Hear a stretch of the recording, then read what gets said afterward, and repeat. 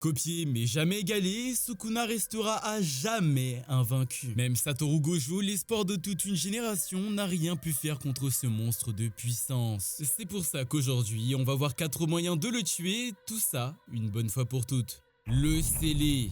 Heureusement pour nous, Sukuna a déjà été battu dans le passé. Scellé dans ses propres doigts, il se fait absorber par Itadori dès le début de la série. On pourrait réutiliser la même technique pour l'enfermer et le vaincre à nouveau, sauf qu'on n'a aucune information sur la manière dont il a été scellé et encore moins sur sa mort. Dieu merci, il y a un objet qui permet d'enfermer n'importe qui, le royaume de la prison. Ça crée une barrière maudite autour de la victime, une fois à l'intérieur, impossible de s'en échapper. Seul problème, l'utilisateur doit se trouver à moins de 4 mètres de la victime et avoir toute son attention pendant 1 minute entière. Ça a marché pour Satoru à cause de son traumatisme avec Geto, mais aucune chance que ça fonctionne avec Sukuna, sauf si on fait appel à ce mec. Dans le chapitre 256, il utilise une technique pour attirer l'attention de Sukuna. On n'a aucune information sur la durée de l'effet de sa technique, mais il est possible que ça suffise. Une fois les conditions réunies, crier porte fermée et la victime est enfermée à tout jamais. Le plan est parfait, Sukuna est enfermé, mais on a un problème. L'objet se trouve à plus de 8000 km sous l'eau, impossible de pouvoir y accéder. Les armes. Durant son combat avec Toji, Satoru se fait assassiner par Fushiguro avec 2 armes. La première est un katana, tout ce qu'il y a de plus basique, mais celle qui nous intéresse vraiment, c'est sa deuxième arme, la lance inversée du ciel. Une arme tellement puissante qu'elle empêche toute technique maudite chez son adversaire. Elle va même jusqu'à détruire le sort le plus puissant de l'animé et l'infini. Une technique capable de repousser ou approcher absolument n'importe qui ou n'importe quoi de son utilisateur. Bref, une barrière impénétrable. Si l'on suit la même logique, Sukuna ne pourrait rien faire face à une arme de ce niveau. Mais ça, c'est sans parler de ses techniques occultes, démonter et fendre. 2 techniques de Sukuna qui, comme leur nom l'indique, permettent de séparer ou de fendre absolument n'importe quoi. Il connaît forcément la lance inversée du ciel et voudra nous empêcher à tout prix de l'approcher. Sauf que pas de bol pour lui, on a une autre arme pour le fumer, la chaîne des 1000 km. Une chaîne qui étend sa portée à l'infini, mais seulement à une seule condition. L'utilisateur ne doit absolument pas se faire toucher par celle-ci, sinon elle reprend sa taille normale. On attache la chaîne des 1000 km à la lance inversée du ciel et bam, on obtient une arme à portée infinie. Sauf que là encore, on a aussi un problème. Son extension du territoire. Elle lui permet d'étendre la portée de ses attaques à 200 mètres et comme si ça suffisait pas, le frérot peut spammer ses attaques sans arrêt. Et les problèmes ne s'arrêtent pas là. La chaîne des 1000 km a été détruite par Gojo et il est impossible de retrouver la lance inversée du ciel. Donc le seul truc qui nous manque vraiment, c'est l'arme. Bon, pour ça on va pas se le cacher, on va direct aller fouiller le cadavre de Toji. Et c'est là qu'on trouve le sabre des âmes. Une arme qui ignore absolument toute résistance physique et qui atteint directement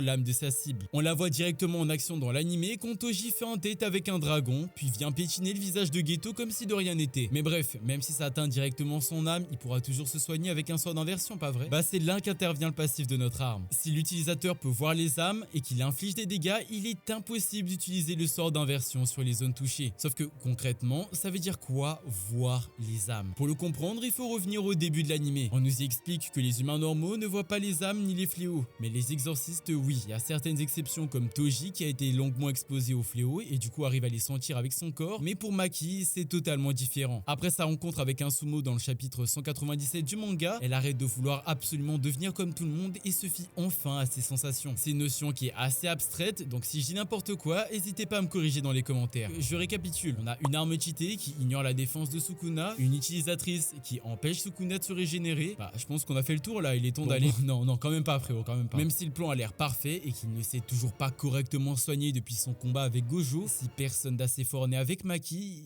ça sera la fin pour elle. Tengen.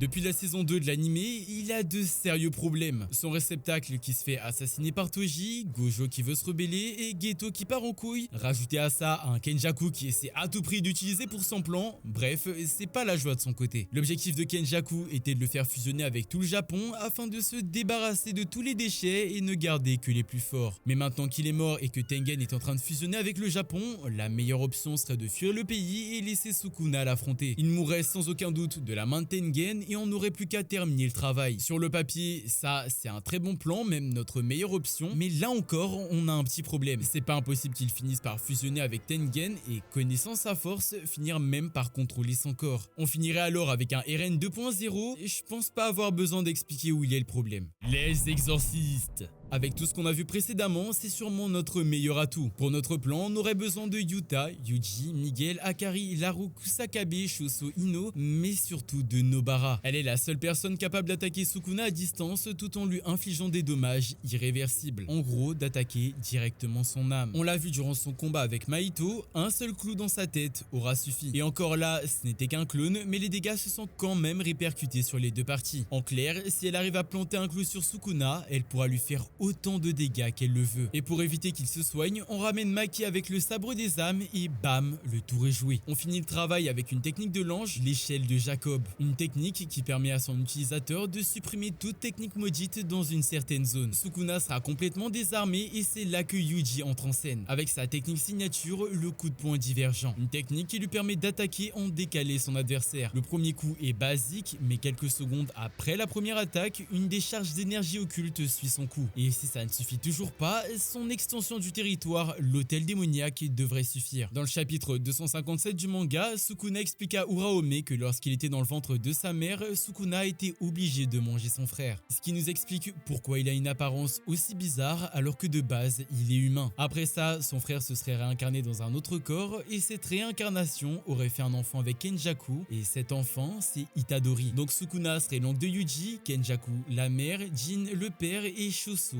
son frère. Comme Sukuna est l'oncle d'Itadori et qu'il a été l'oncle de Sukuna pendant une longue période, il a longuement été influencé par ses techniques et son énergie occulte. On le voit notamment pendant son combat avec Sukuna où ses yeux sont similaires aux siens ou encore ses doigts qui sont littéralement les mêmes. Donc le voir utiliser un hôtel démoniaque, ça serait pas impossible et ça se confirme dans le chapitre 155 du manga. On nous y explique qu'il existe deux types de techniques maudites, les conventionnelles comme celle de Nobara avec les clous ou les non conventionnelles, des techniques qui se seraient adaptées à l'environnement, ce qui donne des cas particuliers comme Akari ou encore Nanako. Leurs techniques sont basées sur des objets modernes, pour Akari un jackpot et pour Nanako son téléphone. Donc ça ne serait pas impossible d'avoir une variante complètement différente de l'hôtel démoniaque actuel qui serait beaucoup plus en raccord avec les techniques de l'âme de Yuji. Et avec un hôtel touchant directement à l'âme, on pourrait enfin foudroyer le gros crâne à Sukuna. Akutami, tu crois l'anime c'est Sukuna Kaisen, ça le fils de...